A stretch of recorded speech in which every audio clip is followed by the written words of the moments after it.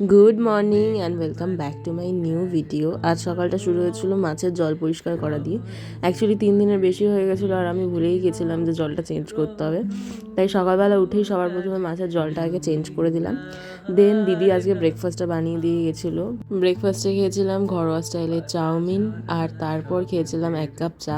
দেন স্নান টান করে শুয়েই ছিলাম, শরীরটা ভালো ছিল না।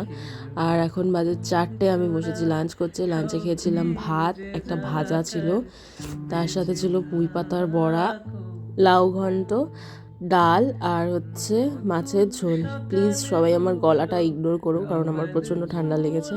দেন বিকেলবেলা একটু খিদে পেয়েছিল, তাই এই চিড়ে ভাজাটা খেলাম। এটা বেশ খেতে ভালোই ছিল, মিষ্টি মিষ্টি।